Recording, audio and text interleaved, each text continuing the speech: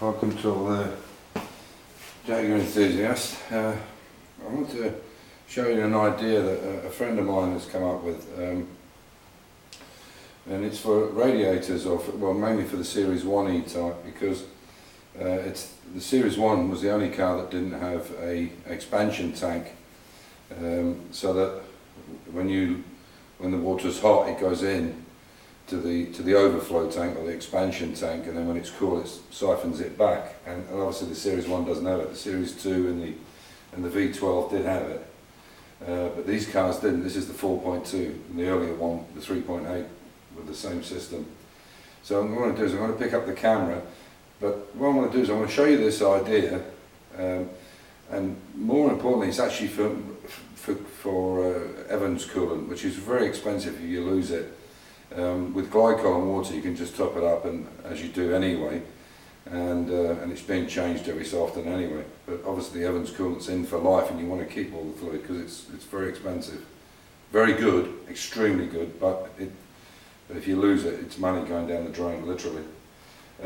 So what I'll show you his idea. I've got it over here, and basically what it is, this might sound a bit quirky, but he's done it. He's done a test on it, and it works. And what this is an inner tube from like a sack barrow. I'll show you. There's one over here, a blue one over here. And basically, what he came up with was if you take the valve out and take the overflow pipe from the header tank and put it onto here with a little Jubilee clip, this will fit down into the triangle of the engine frame.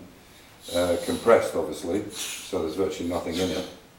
You put your hose on it, and what I've noticed with Evans coolant, you have to keep it a little bit lower in the header tank than you would normally, and what you can do in this situation is if you get any overflow, and because there's literally very little pressure, well, there's some pressure but very little, what it will do is it will pump, depending on what the radiator cap pressure is. I think I've got 7 pounds and he's got 4 or something. And what it'll do is a little bit of pressure will go into here and inflate it, but more importantly it'll take the extra fluid from the Evans coolant, and of course, you know, as it cools down it will then open and go back in again. And he assures me it works brilliantly. So it's quite, I mean, for €6 for the hose is already on there. It's only a matter of putting a Jubilee clamp on it and trying it out. And he says it works well. He's had it on a car for quite some time. No issues at all with it. Might not be the most elegant fix in the world, but you know, something like this, if you're showing the car or whatever, you can take it out and just let the hose go down the side. I mean, I suppose you could use an expansion bolt, but if you start doing that, you've got to then drill holes in the firewall to put it on. That would be the long-term alternative, I suppose. But you know, this is such an easy fix, and if it cures any problem with a bit of leaking on the floor. I get it from time to time. I get a little bit of Evans coolant on the floor. As I say, if you top it up that little bit too much, you get quite a lot back until it finds its own level. But when it's hot, it can drip out a little bit. So anyway, this is the idea. This friend of mine is called Martin. He lives not far from here. Where he lives, the other side of Graz in the mountains, and he's an engineer, a graduate engineer who's director of engineering for a huge company in Austria, a real big company. So he knows what he's talking about, and I can't see any reason why that wouldn't work. I know it sounds a bit quirky, but there you go. So what I'll do is I'll pick the camera up and I'll show you where I'm talking about putting it. So you're going to have to excuse, because the bonnet on my car, because I have these number plates. So if you see there, you can see the expansion tank, and you can see the little hose there going down. But basically all you would do is make that hose a little bit longer, and then you just put it down here in between these and this on these engine frames.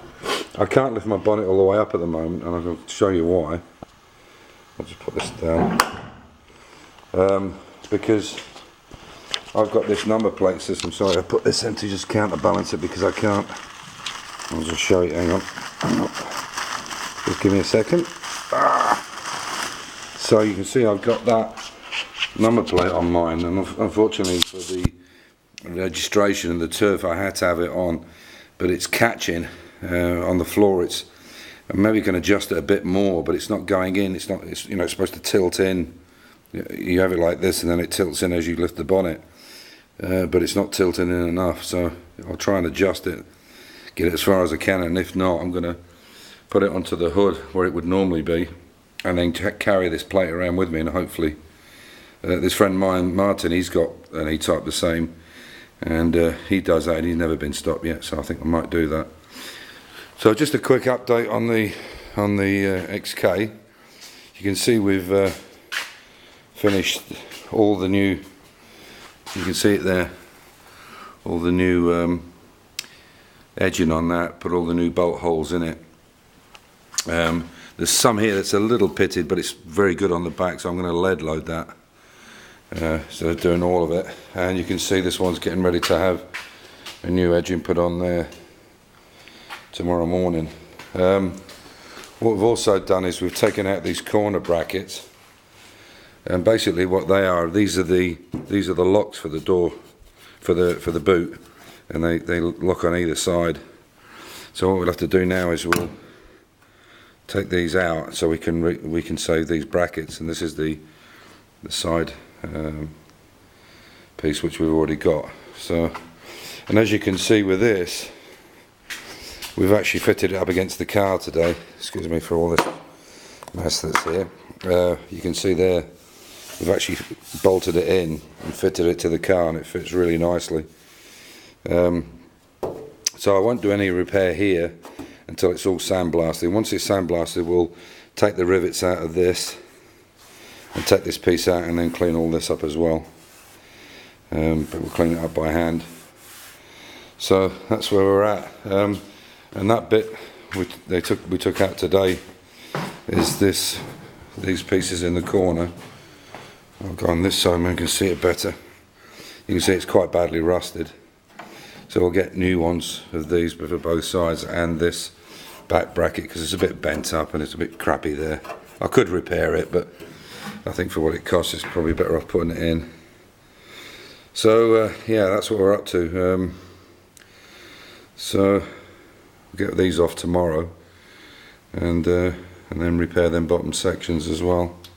You can see some of these, I mean, that's been cut. I'll get out the light. You can see somebody's put a big, that's like a big 9-10 inch grinder gone through that. How they got it through without, it must have been when this plate was patched on there, or was pot riveted on. They must have, but they've gone right through that and then just covered it over. Anyway, there you go. So that's what we're up to. So we're going forward steadily, moving forward. Yeah. So, but I'm very pleased with that B post. We put it up against the car today, and it sits right on the money. So I've got to do quite a bit of repair here, as you can see. So I'll get all that repaired and do this section. It needs dollying out, and then it'll obviously be lead loaded. I'll take the braze out and weld over it, and see how we go from there. So that's it. Yeah. So two things tonight. This idea with the little, oh, that's the cart I was on about. Yeah, it's just a little, just the inner tube. It goes on one of these sack carts. I mean, they're about €5 or €6 or something. Anyway, thanks for looking in, and talk to you again in a couple of days. Bye for now. Take care.